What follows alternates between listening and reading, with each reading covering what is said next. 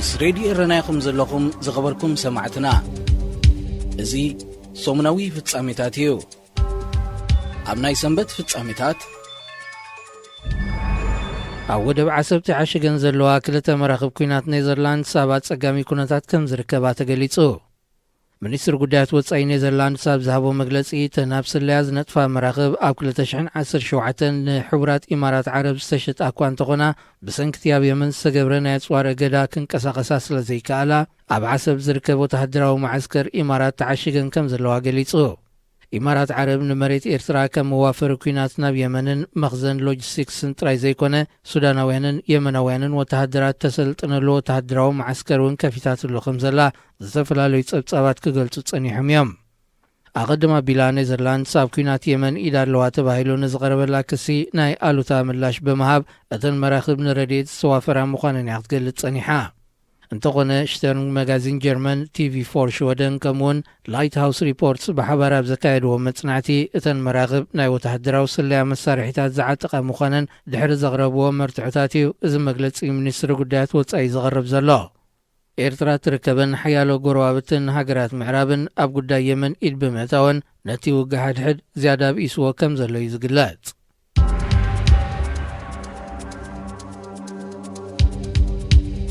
ባይቶ ወከልቲ ህዝቢ ኢትዮጵያ ንሃገራዊ ምርጫ ብዝምልከት ዘጽደቑ ሕጊ ንዝነጸግዎ ተቃወምቲ ውድባት ኮሚሽን ምርጫ ሃገር ምላሽ ይብሉ።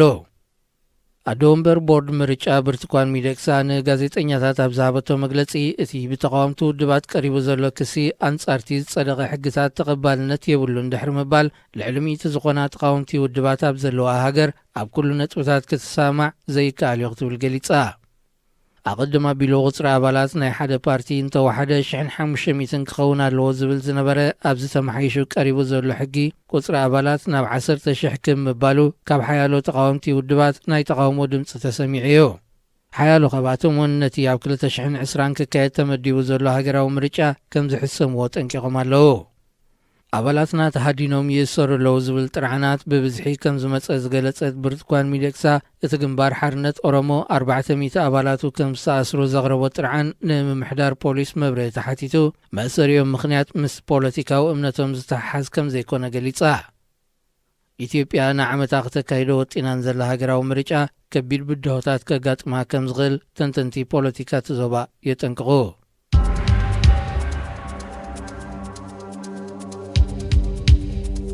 ሃገራት ቀና ኣፍሪቃ ደርቂ ቅድሚ ምጥቅዑ ንምክልኻል ዝኽእለን ቴክኖሎጂካዊ ምርምር ዘካይዳሉ ናይ ሓባር ስምምዕ ገይረን። ንክልተ መዓልታት ዝጸንሐ ከተማ ናይሮቢ ዝተኻየደ ኣኼባ ኢጋድ ከም ዘመልክቶ ደርቂ ዘስዕቦ ጉድኣት ዘጥቅዖ ከባቢታትን ብኣግኡ ተፈሊጡ ምክልኻል ክግበረሉ ዘኽእል ብእዋኑ ሓበሬታ ዘመሓላለፍ መሳርሒታት ቴክኖሎጂ ንምዝርጋሕ ኣብ ስምምዕ ከም ዝተበጽሐ ይነጽር። እቲ ብዓርቢ 7 መስከረም ዝተዛዘመ ኣኼባ ኣባል ሃገራት ኢጋድ ደርቂ ንምክልኻል ዝኽእል መደባትን መርሓ ሕንጻጻትን እውን ከም ዘጽደቐ ካብ ናይሮቢ ዝተመሓላለፈ ዜና ኣመልኪቱ። ኣብቲ ኣኼባ ንጉዳይ ስደትን ምምዝባልን ግርጭታት መንእሰያት ደቂ ኣንስትዮን ህጻናትን ከምኡውን ኣካለ ስንኩላን ፍሉይ ቆላሕታ ከም ዝተዋህቦ ይግለጽ። ኣብ መወዳእታ ኣባል ሃገራት በብወገነን ጸብጻባት ከቕርባ ቅልጡፍ ሓበሬታ ናይ ምልውዋጥ መስርሕ ከካይዳ እንተኽኢለን ብፍላይ ሰብኣዊ ዓቕሚ ኣብ ምዕባልን ዞባዊ ባህርያዊ ሓደጋታት ምክልኻልን ዕዙዝ ተራ ክህልዎ ከም ዝኽእል ብምእማን ንትግባሩ ጻዕርታት ክካየድ ለቦዋ ቀሪቡ።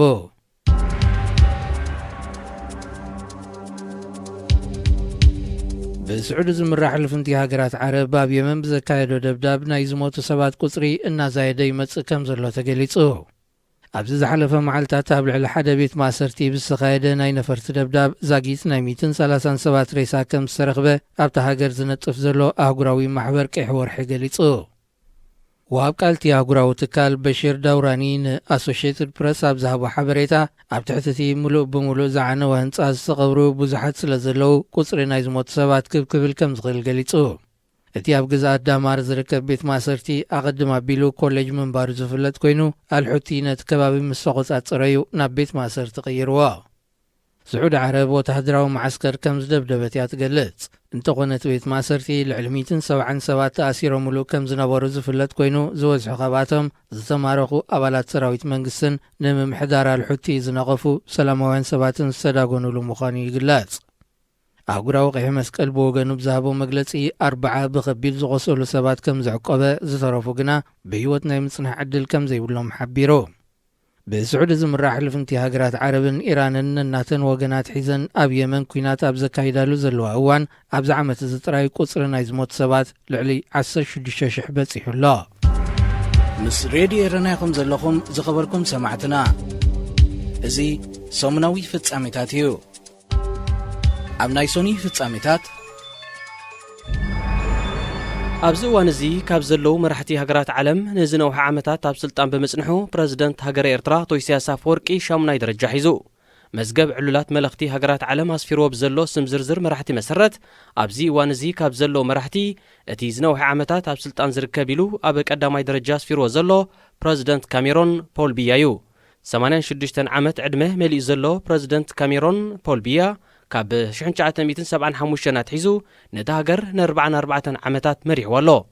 ኣብ ስልጣን ንነዊሕ ዓመታት ብምጽንሑ ኣብ ካልኣይ ደረጃ ተሰሪዑ ዝርከብ መራሒ እውን ካብዛ ብድኽነትን ድሕረትን ክትገላገል ዘይከኣለት ኣህጉር ኣፍሪቃ ኮይኑ ንኢኳቶርያል ጊኒ ካብ 1979 ኣትሒዙ ን40 ዓመታት ዝመርሐ ወዲ 77 ዓመት ፕረዚደንት ቴዎዶር ኦቢያንግ ንጉዌማ ባሳጎዩ። ብሳልሳይ ደረጃ ድማ ላዕለዋይ መራሒ ኢራን ዓሊ ኻሜናይ ይስራዕ።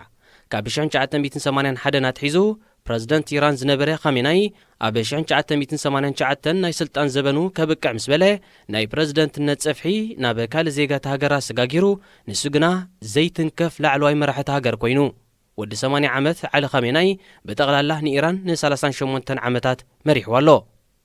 ዝነውሐ ዓመታት ኣብ ስልጣን ብምጽንሑ 4ይ ደረጃ ዝሓዘ መራሒ እውን ካብ ኣፍሪቃ እዩ። ኣቐዲሙ ካብ 1979 ክሳብ 1992 እንደገና ድማ ካብ 1997 ክሳብ ዝእዋን እዚ ብድምር ንኮንጎ ብራዛቪል ን35 ዓመታት ዝመርሕ ዘሎ ወዲ 75 ዓመት ዴኒስ ሳሱ ንጌሶ እዩ። 5 ዓመታት ድሕሪ ውድቀት ጨካን ስርዓት ካሜሩዥ ኣብ 1984 ናብ ስልጣን ዝመጸ መራሒ ካምቦድያ ሁንሰን ን35 ዓመታት ካብ ስልጣን ኣይተኣልየን። 67 ዓመት ዘዕድሚው ቀዳማይ ሚኒስተር ሁንሰን ኣብ ስልጣን ብዝጸንሖ ንውሓት ዓመታት ብደረጃ ዓለም ኣብ መበል 5 ተሰሪዑ ኣሎ። ኤርትራውያን ብብዝሒ ዝስደዱላ ዘለዉ ሃገር ዩጋንዳ ወዲ 74 ዓመት መራሕያ ፕረዚደንት ዩዌሪ ሙሴቬኒ ን33 ዓመታት ኣብ ስልጣን ብምጽንሑ ኣብ መዝገብ ዕሉላት መልእኽቲ መበል 6 ተሰሪዑ ኣሎ። ፕረዚደንት ጎረቤት ሱዳን ዝኾነት ቻድ ኢድሪስ ደቢ ንዕሉል መላኺ ሃገር ሓሰን አብሬ ኣብ 1990 ድሕሪ ምእላዩ ንሱ እውን ዘይእለ መራሒ ኮይኑ ን29 ዓመታት ኣብ መንበር ስልጣን ተኾይጡሎ። ኣፍሪቃ መካነ መልእኽቲ ምዃና ዝያዳ ንምርጋጽ እንተተደልዩ ኣብ ስልጣን ነዊሕ ዓመታት ካብ ዝተቐመጡ 10 መራሕቲ ሃገራት ዓለም ንፕረዚደንት ኢሳያስ ኣፈወርቂ ሓዊስካ እቶም 6 ካብ ዝሃጉር ምዃኖም ምፍላጡ ጥራይ እኹል እዩ። ካብ 1991 ኣትሒዙ ን28 ዓመታት ንኤርትራ ዝመርሕ ዘሎ ወዲ 73 ዓመት ፕረዚደንት ኢሳያስ ኣፈወርቂ ኣብዚ መዝገብ እዚ 8ይ ደረጃ ይሒዙ። 28 ዓመታት ስልጣን ክመልእ ሂደት ኣዋርሕ ተሪፎኖ ዘለዋ መራሒ ካዛኪስታን ኑርሱልጣን ናዛርባየቭ ንፕረዚደንት ኢሳያስ ተኸቲሉ ተሻዒ ቦታ ክሕዝ እንከሎ ፕረዚደንት ታጃኪስታን ኢሞማሊ ራሃሞን ድማ ብ27 ዓመታት 10ይ ደረጃ ይስራዕ። ንሩዋንዳ ካብ ዓሌታዊ ግጭት ዘድሓነዩ እናተባህለ ዝውደስ ፕረዚደንት ሩዋንዳ ፖል ካጋሜ ካብ 1994 ከምኡ ድማ ካብ ኣኩኡ ስልጣን ዝተለገሰሉ ፕረዚደንት ጅቡቲ እስማኤል ዑመር ገለ ካብ 1999 ኣትሒዞም ንልዕሊ 20 ዓመታት ኣብ ስልጣን ካብ ዝርከቡ መራሕቲ ሃገራት ኣፍሪቃ እዮም።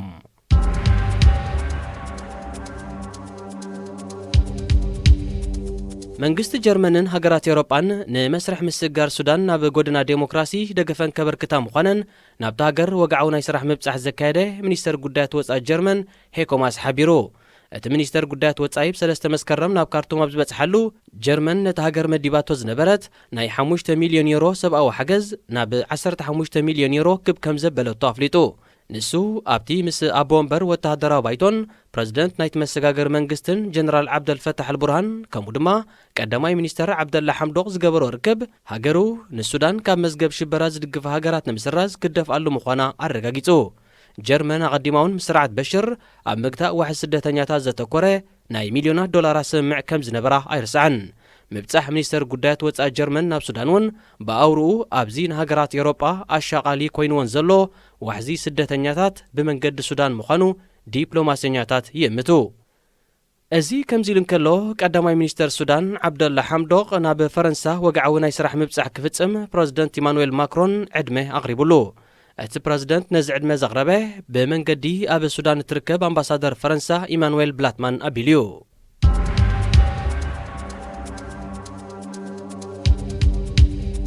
نزيمبابوي نسالسان شوعتن عامتات زمرحه بريزيدنت نبر روبرت موغابي اب مبل 95 عامته مويتو እቲ ፕሬዝደንት ነበር ነታ ሃገር ብህይወት ክሳብ ዘሎ ናይ ምምራሕ መደብ እኳ እንተነበሮ ኣብ 2017 ብዝተኻየደሉ ውሕሉል ወተሃደራዊ ዕልዋ ግና ክእለክ ኢሉ ካብቲ እዋን ተትሒዙ ድማ ናብ ሲንጋፖር እናተመላለሰ ክሕከም ድሕሪ ምጽናሕ ብ5 መስከረም ከም ዝሞተ ተገሊጹ ሓደ እዋን ተቓላሳይ ሓርነት ዝነበረ ሮበርት ሙጋቤ ናብ ስልጣን ድሕሪ ምምጽኡ ናብ ሕሉፍ ምልክተ ሰጋጊሩ ንዚምባብዌ ናብ ድኽነትን ድሕረትን ከም ዝመለሳ መዛግብቲ ሃገር የመልክቱ مس راديو إيراناكم زلهم زخبركم سمعتنا ازي سومنا في التساميتاتيو أمنا يسولس في التساميتات ኣብ ገዛ ሜዳ ብናሚብያ ክልተ ብሓደ ዝተሰዓረት ሃገራዊት ጋንታ ኩዕሶ እግሪ ኤርትራ ሎሚ 10 መስከረም ናብ ናሚብያ ናይ መልሲ ግጥም ከተካይድ እያ እታ ሃገራዊት ጋንታ ኣብ ከተማ ዊንድሆክ ስታዲየም ሳምኒዮማ ተካይዶ ግጥም ካብ ሽወደን ሱዳንን ካልኦት ሃገራትን ዝመፁ ኣብ ወፃኢ ዝምቕማጦም 14 ተጻወትቲ እኳ እንተጸንበረት እቶም ኤርትራ ዝምቕማጦም ተጻወትቲ ግና ናብ ናሚብያ ክገሹ ዋሕስ ከም ዘድለዮም ምስ ኩዕሶ እግሪ ቅርበት ዘለዎም ወገናት ንሬድዮ ኤረና ሓቢሮም ኤርትራውያን ተጻወትቲ ኩዕሶ እግሪ ናብ ናይ ወፃኢ ሃገራት ግጥም ኣብ ዝገሽሉ ዋሕስ ክሕተቱ ከም ንቡር ተወሲዱ ዝበሉቶም ወገናት ልዕሊ 100,000 ነቕፋ ወይ ድማ ዋንነት ገዛን ትካላትን ከም ዋሕስ ከም ዝቐርብ ይጠቕሱ በአግማል ቀይሕ ባሕሪ ትፍለጥ ሃገራዊት ጋንታ ዋላ እኳ ተጻወትታ ብዋሕስ ዝገሹ እንተነበሩ ካብ ምህዳም ግና ዝገጥኦም ኣይነበረን ኣብ ጥቅምቲ 2015 ኣብ ቦትስዋና ድሕሪ ዘጋጠመ ህድማ መላእ ኣባላት ሃገራዊት ጋንታ ኤርትራ ግና እታ ጋንታ ካብ ዞባዊ ይኹን ኣህጉራዊ ግጥማት በኺራ ፀኒሓ ድሕሪ 4 ዓመታት ድማ ሎሚ ንፈለማ እዋና ናብ ናሚብያ ገይሻላ እታ ሃገራዊት ጋንታ ካብ ነቲ ዝነበራ ናይ ክልተ ብሓደ ስዕረት ኣሕውያ ብክልተ ሸቶ ፀብለልታ ተዓዊታ ናብ ዝቕፅል ናይ መጻረይ ዙርያታት ክትሓልፍ ዘሎ ትፅቢት ንላዕሊ ህድማ ተጻወቲ ከየጋጥም ዝብል ስጋኣት እዩ ዓብሊሉ ዘሎ ኤርትራ ብ4 መስከረም ኣብ ሜዳ ኣብ ቅድሚ ሸሓት ደገፍታ ዘራየቶ ትሑት ብቕዓትን ስዕረትን ውፅኢት ናይቲ ን4 ዓመታት ካብ ዞባውን ኣህጉራውን ግጥማት ምብኳራ ምዃኑ ኣቐዲሙ ተገሊጹ እዩ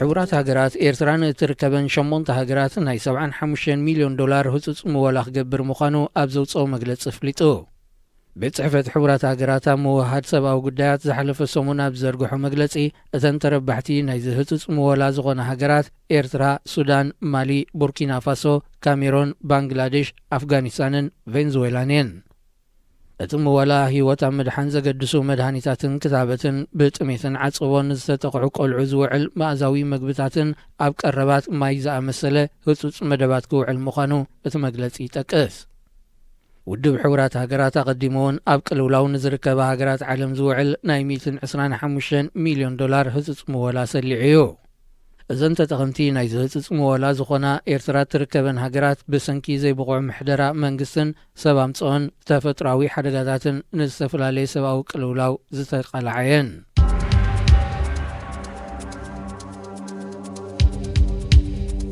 በሚኒስትር ጉዳያት ወጻኢ ሳምሕ ሽኩሪ ዝምራሕ ላዕለዋይ ልኡኽ ግብፂ ናብ ሱዳን ምብጻሕ ኣካይዱ እቲ ልኡኽ ብሶኒ 9 መስከረም ካርቱም ኣብ ዝኣተወሉ ምስ ቀዳማይ ሚኒስትር ዓብደላ ሓምዶቕ ፕሬዚደንት መሰጋገሪ ጀነራል ዓብደልፈታሕ አልቡርሃንን ሚኒስትር ጉዳያት ወጻኢ ኣስማ መሐመድ ዓብደላን ብምርኻብ ኣብ ህልው ኩነታት ዝምድና ክልቲአን ሃገራት ተመያይጡ ምስ ስርዓት አልበሽር ሓርፋፍ ዝምድና ዝጸንሖ መንግስቲ ግብፂ ምስ ሓድሽ መንግስቲ ሱዳን ሓድሽ መድረኽ ዝምድና ክምስርት ከም ዝደልዩ ዝግለጽ ግብፅን ሱዳንን ብዘይካቲ ዋንነት ናይቲ ኣብ ዞባ ሓላይ ዝርከብ ገማግም ባሕሪ ዘጠቓለለ ሰፊሕ ከባቢታት ብኣጠቓቕማ ናይልወን ክሰሓሓባ ምጽንሐን ዝፍለጥ እዩ ሓድሽ መንግስቲ ሱዳን ናብዚ ንዝምድና ክልቲአን ሃገራት ወሳኒ ዝኾነ ጉዳያት እንታይ ዓይነት መርገፂ ከም ዝሓዘ ዝተፈልጠ ነገር እኳ እንተዘየለ ዑደት ሚኒስትር ጉዳያት ወጻኢ ግብፂ ናብ ካርቱም ኣብዚ ነጥብታት ዘተኮረ ምዃኑ ዲፕሎማሰኛታት ይጠቕሱ ግብፂ ድሕሪ ምዕላው ስርዓት አልበሽር ስልጣን ንዝሓዘ ወተሃደራዊ ባይቶ ደገፈን ካብ ዝሃባ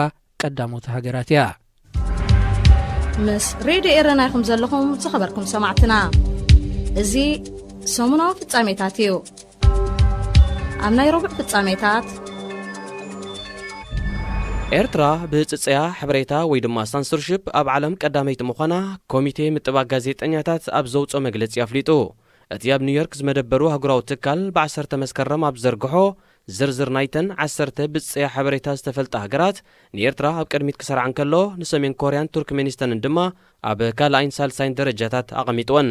ስዑድ ዓረብ፣ ቻይና፣ ቪየትናም፣ ኢራን፣ ኢኳቶርያል ጊኒ፣ ቤላሩስን ኩባን ድማ ብቕደም ተኸተል ካብ 4ይ ክሳብ 10ይ ተሪለን ኣለዋ። እዘን ሃገራት ዜጋታተን ዝመረጽዎ ሕብሬታ ብናጻ ክሕልፉ ይኹን ክቕበሉ ዘይፈቕዳ ብርእሲ ምዃነን ነቲ መንገዲ መራኸቢ ብዙሃን ዝሓልፍ ሕብሬታ እውን ብጽኑዕ ጽጽያ ዝቈጻጸራየን። ኣብ ኤርትራ ብዘይካተን ብመንግስቲ ዝውነና ሬድዮ፣ ቴሌቪዥንን ጋዜጣን ካብቲ ሃገር ዝርጋሕ ይኹን ዝፍኖ ናጻ ናይ ብሕቲ ሜድያ የለን። ካብ 18 መስከረም 2001 ናትሒዙ ንናይ ብሕቲ ጋዜጣታት ንግዚኡ ብዝብል ምስምስ ዝዓጸወን መንግስቲ ኤርትራ ንኣዳለውተን እውን ካብቲ እዋን ተትሒዙ ን18 ዓመታት ኣሲሩ ዳሃዮም ኣጥፊዎም ኣሎ።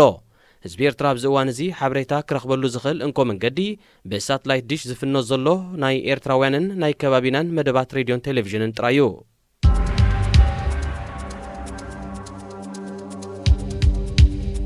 ሩዋንዳ ኣብ መዳጎን ማዓስከራት ሳቀዩ ዘለዉ ኤርትራውያን ዝርከብዎም ስደተኛታት ዝተፈላለዩ ሃገራት ኣፍሪቃ ክትቅበል ዘኽእላ መዘክር ትማሊ 10 መስከረም ከቲማ።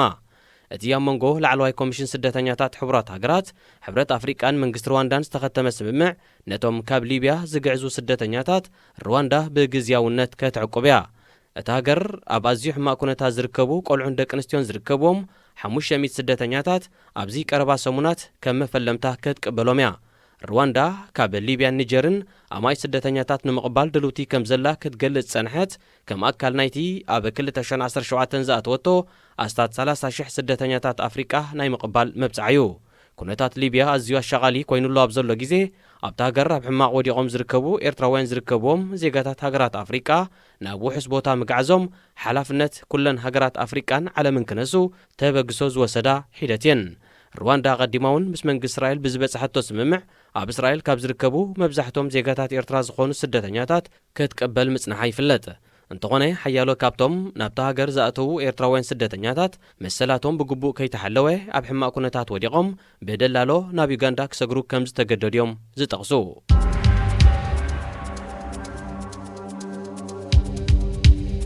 ፕረዚደንት ደቡብ ሱዳን ሳልቫኪር ሚያርዲትን መራሒ ዕጡቕ ተቃዋሚ ሬክ ማቻርን ኣብ ከተማ ጁባ ዘተካይዶም። እቲ ብዞባዊ ውድብ ኢጋድ ዘተባቢዑ ዝተባህለ ዘተ ክልቲኦም ወገናት ብ10 መስከረም ኣብ ጁባ ዝተኻየደሉ ምክትል ኣቦ እምበር ወተሃደራዊ መሰጋገሪ ባይቶ ሱዳን ጀነራል ሓምዳን ደጎሎ ዝርከቦም ሓያሎ ላዕለዎት ሰበስልጣን ሱዳንን ወከልቲ ኢጋድን ተሳቲፎም። እቲ ዘተ ሎሚ ረቡዕ 11 መስከረም እውን ክቕጽል ምዃኑ ዝሓበሩ ዲፕሎማስኛታት ተሰናኺሉ ጸንሐ መቋም መሰጋገር መንግስቲ ደቡብ ሱዳን ዝሓሸ ተስፋ የርኢ ከም ዘሎ ኣገንዚቦም። ሬክ ማቻር ድሕርቲ ዝሓለፈ ዓመት ብመንጎኝነት ፕረዚደንት ነበር ዑመር ሓሰን አልበሽር ኣብ ካርቱም ዝተኻየደ ዘተ ትማልዩ ንፈለማ እዋኑ ምስ ፕረዚደንት ኪር በኣካል ተራኺቡ። ክሳብ 2016 ኣብ ናይ ገዛ ማሕዩር ጸንሐ ሬክ ማቻር ምክትል ፕረዚደንት ደቡብ ሱዳን ኮይኑ ናብ እቲ ሃገር ንኽምለስ ኣብ ካርቱም ኣብ ስምዕ እኳ እንተተበጽሐ ኣብ ግብሪ ኣይወዓለን። ደቡብ ሱዳን ዝተኻየደ ተደጋጋሚ ጻዕርታት ዕርቅን ሰላምን ክሰምር ብዘይምኽኣሉ በብእዋኑ ብዝተጓረ ግጭታት ህይወት ኣሽሓት ሰባት ቀዚፉን ሚልዮናት ኣመዛቢሉን እዩ። ካብ ብሔር ኑዌር ዝኾነ ሬክ ማቻር መንግስቲ ደቡብ ሱዳን በቲ ካብ ዓሌት ዲንካ ዝኾነ ፕረዚደንት ሳልቫኪር ሚያርዲት ከም ዝተዓብለለ ዝወቀስ እንተኾነ ኣብ ደቡብ ሱዳን ዘሎ ግጭታትን ምስ ሰሓብ መንግስትን ተቃውምቲ ወገናትን ብልሽውናን ዝርገት ሃብቲ ሃገርን ዘንቀሎ ምዃኑ ተንተንቲ ፖለቲካ ተኸባቢ የረዱ። ምስ ሬድዮ ኤረና ኢኹም ዘለኹም ዝኸበርኩም ሰማዕትና እዚ ሰሙናዊ ፍጻሜታት እዩ። ኣብ ናይ ሓሙስ ፍጻሜታት ሕቡራት ኢማራት ዓረብ ኣብ ኤርትራ ዘሰልጠነቶም ምልሻ የመን ናብ ደሴት ሰኮትራ ተዋፍሮም ከም ዘላ ተገሊጹ። ሰኮትራ ፖስት ንስልያዊ ምንጭታት ታደሴት ብምጥቃስ ብዘቕረቦ ዜና መሰረት ማዕርፎ ነፈርቲ ታደሴት ነፈርቲ ሕቡራት ኢማራት ዓረብ ከይዓልባ ካብ 9 መስከረም ኣትሒዙ ኸልኪሉሎ። እቲ ምኽንያት ኣብ ኤርትራ ንዝሰልጠኑ ምልሻ የመን ናብ ታደሴት ከይዋፈሩ ምዃኑ እውን እቲ ምንጪ ይጠቅስ። ኣሳስ 60,000 ነበርቲ ዘለዋ ሰኮትራ ኣብ መንጎ ወሽመጥ ዓደንን ባሕሪ ዓረብን እትርከብ ብደረጃ ኣህጉር ስትራቴጂያዊ ኣገዳስነት ዘለዋ ናይ የመን ዝዓበየት ደሴት እያ። ንከተማ ዓደን ተቆጻጺሮም ዝርከቡ ብሕቡራት ኢማራት ዝድገፉ ምልሻ የመን ነታ ደሴት እውን ኣብ ትሕቲ ቁፅጽሮም ንምእታው ደገፍ ይግበረሎም ከም ዘሎ ኣቐዲሙ ክግለጽ ጸኒሑ እዩ። ሕቡራት ኢማራት ኣብ ገማግም ቀይሕ ባሕሪ ናይ የመን ካብ ዝርከብ ዕርድታት ሰራዊት እኳ እንተሰሓበት እትድግፎም ምልሻታት የመን ንከተማ ዓደንን ካልእ ኣገደስቲ ከባቢታትን ክቆጻጽርዋ ትሰርሕ ዘላ። ብሕቡራት ኢማራት ዓረብ ዝድገፉ ምልሻታት ንከተማ ዓደንን ካልእ ቦታታትን ድሕሪ ምቁፅጻሮም ኣብ መንጎ ስዑድ ዓረብን ኢማራትን ዘይምርድዳእ ከም ዝተፈጥረ እዩ ዝግለጽ።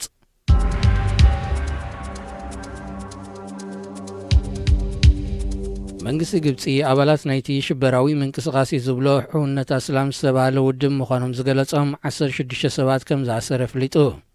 እቲ መንግስቲ ኣብ ዘርግሖ መግለጺ እቶም ብ10 መስከረም ኣብ ቀይዲ ኣትዮም ዘለዉ ሰባት ኣብ ቱርኪ ምስ ዝርከብ ጉጅለ ምትእስሳር ከም ዘለዎም ጠቒሱ። ኣብ ካይሮ ዝተታሕዘሉ እዋን ሽበራዊ ንጥፈታት ንምክያድ ዝኽእሎም ፓስፖርታት ናይ ወጻኢ ባጤራን ካልእ ሰነዳትን ከም ዝጸንሖም እቲ መግለጺ ብተወሳኺ የመልክት። እቶም ዝተታሕዙ ሰባት ብዛዕባ እቲ ብመንግስቲ ግብፂ ዝቐረበሎም ክስታት ከም ዝተኣመኑ ዘርኢ ቪድዮታት እኳ እንተተዘርግሐ ጉዳዮም ብነጻ ቤት ፍርዲ ክጻረ ከም ዘይከኣለ ዝተፈላለዩ ወገናት ሃገር ሓቢሮም። ፕሬዚደንት ዓብደልፋታሕ አልሲሲ ንስልጣኑ ዝቃወሙ ወገናት ሃገር ብስምቲ ዘይሕጋዊ ዝብሎ ሕውነት እስላም እናተጠቕመ ከም ዝሕቅቖም ተጣበቕቲ ሰብኣዊ መሰላት ይወቕሱ።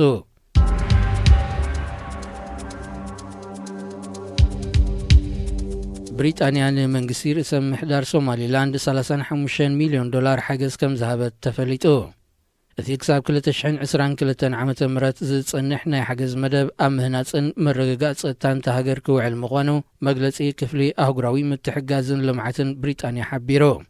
እቲ ናይ ምትሕጋዝ ስምምዕ ዝተኸተመ ፕሬዚደንት ሶማሊላንድ ሙሳ ቢሒን ሓላፊ ክፍሊ ኣህጉራዊ ምትሕጋዝን ልምዓትን ብሪጣንያ ኣብ ከተማ ሃርጌሳ ዝርከብ ቤተ መንግስቲ ኣብ ዝገበርዎ ርክብ እዩ። መንግስቲ ብሪጣንያ ንመንግስቲ ሶማሊላንድ ብፍሉይ ምሕጋዙ እቲ ሶማሊላንድ ኣካል ሶማልያ እናበለ ዝገልጽ ፈደራላዊ መንግስቲ ብነቐፌታ ክሪኦ ከም ዝኽእል ይግለጽ። ምስ ሬድዮ ኤረና ይኹም ዘለኹም ዝኸበርኩም ሰማዕትና እዚ ሰሙናዊ ፍጻሜታት እዩ። ኣብ ናይ ዓቢ ፍጻሜታት ስዊዘርላንድ ናብ ሃገሮም ንዝምለሱ ኤርትራውያን ናይ መተባብዕ ሓገዛት ክትገብር ምዃና ገሊጻ። ብፈቓዶም ናብ ሃገሮም ንዝምለሱ ወጻእተኛታት ናይ ትምህርቲ ይኹን ካልእ መደባት እንተለዎም መንግስቲ ስዊዘርላንድ ክሳብ $5,000 ከምውሎም መዲቡ ከም ዘሎ ንክፍሊ ኢሚግሬሽን ሃገር ምጥቃስ መርበባት ሓበሬታ ገሊጸን። እቲ መደብ ንኤርትራውያን ኣብ ቅድሚት ዘቐመጠ ምዃኑ ዝሓበረ ክፍሊ ኢሚግሬሽን ስዊዘርላንድ ብወገን ኤርትራ ነዚ መደባት ዝተሓባበር ኣካል ስለ ዘየለ ግና ኣጸጋሚ ኮይኑ ምህላው ኣመልኪቱ። ብመሰረት ጸብጻብ ተኸፍሊ ኣብ ስዊዘርላንድ ልዕሊ 50,000 ኤርትራውያን ስደተኛታት ኣለዉ። ስዊዘርላንድ ኣቐዲማ ናይ ዕቑባ ሕቶኦም ንዝነጸገቶም ኤርትራውያን ግዜያዊ ወረቐቶም ከም ዘይተሐድሰሎም እያ ክትጠቀስ ጸኒሓ። እንተኾነ ናብ ኤርትራ ብግዴታ ንምምላሶም ዘኽእል ኩነታት ስለ ዘየለ እቲ መደብ ተቋሪጹ ይርከብ። እቲ ሃገር ዝሓለፈ ዓመት ጥራይ ልዕሊ 6,000 ወጻእተኛታት ነናብ ዓዶም ክትሰጉግ እንከላ ኣስታት $6 ሚልዮን ወጻኢ ጌርያ ትብል። እንተኾነ በዚ ናይ ምስጓግ መስርሕ ንኤርትራውያን ስለ ዘይተኻእለ ምስ መንግስቲ ኤርትራ ናይ ምጥያስ መደባት ንምትእትታው ሓሳብ ከም ዘለዋ ትገልጽ። ኣብ ስዊዘርላንድ ዝርከቡ ኤርትራውያን ሰሚናር ንምክያድ ዝሓለፈ ወርሒ ሐምሌ ናብቲ ሃገር ዝኣተወ ሚኒስተር ጉዳያት ወጻኢ ኤርትራ ዑስማን ሳልሕ ምስ ሚኒስተር ጉዳያት ወጻኢ ስዊዘርላንድ ኢኛዚዮ ካሲ ንምርኻብ ዝቐረበ መደብ ከም ዘይተቐበሎ ኣርጋዊ ዘይቱንግ ዝተባሃለት ማዕከን ዜና ገሊጻ። ስዊዘርላንድ ኣብ ልዕሊ ስደተኛታት ብዘተኣታተወቶ ጽኑዕ ሕጊ ኣብቲ ሃገር ዕቑባ ዝሓተቱ ኣማይቲ ኤርትራውያን በብእዋኑ ናብ ካልኦት ሃገራት ኤውሮጳ ክሰግሩ ተገዲዶም እዮም። እዚ ከምዚ ኢሉ እንከሎ መንግስቲ ኖርዌይ ኣብቲ ሃገር ዕቑባ ዝተዋህቦም ኤርትራውያን ምስቲ ካብኡ ኢና ሃዲምና ዝበልዎ ስርዓት ርክብ ንዘለዎም ናይ ምጽራይ መስርሕ ጀሚሩ ከም ዘሎ ዝተፈላለዩ ወገናት ይገልጹ ኣለዉ።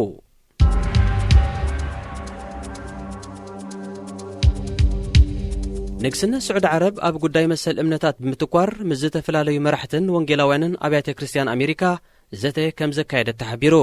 እቲ ብ10 መስከረም ኣብ ጅዳ ዝተኻየደ ዘተ ምስሊ ስዑድ ዓረብ ኣብ ካልኦት ሃይማኖታት ዘለዋ ኣጠማምታ ንምቕያር ዝዓለመ እዩ። እቲ ዘተ ኣብ ድሮ ዝኽሪ 18 ዓመት ናይቲ ብስዑዳዊ ኦሳማ ቢንላደን ዝምራሕ አልቃዒዳ ኣብ ኣሜሪካ ዝተፈጸመ ሽበራዊ መጥቃዕቲ ምክያዱ ተወሳኺ ትርጉም ከም ዝህቡን መርበባት ዜና ኣሜሪካ ገሊጸን።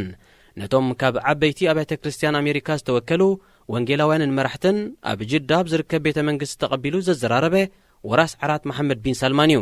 ስዑድ ዓረብን ኤርትራን ካብተን መሰል እምነታት ዘይክበረለን ሃገራት ዓለም ተባሂለን ኣብ መዛግብቲ ኣሜሪካን ኣህጉራዊ ማሕበረሰብን ኣብ ቅድሚት ዝሰፈራየን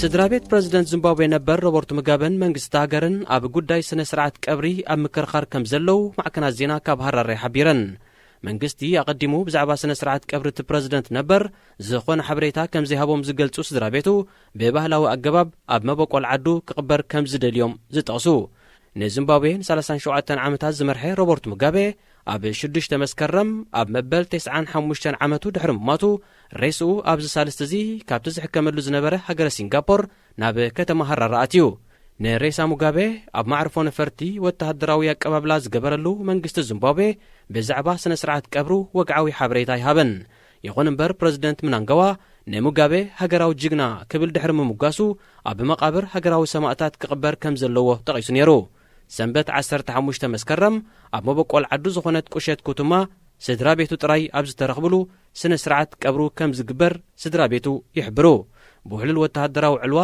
ኣብ 2017 ካብ ስልጣኑ ዝተኣልየ ሮበርት ሙጋቤ ብዙሓት ዜጋታት ንዚምባብዌ ንድሕሪት ዝጎተተ መላኽዩ ክብልዎን ከለው ካልኦት ከዓ ከም ሃገራዊ ጅግናዮም ዝምግስዎ ሬድዮ ኤረና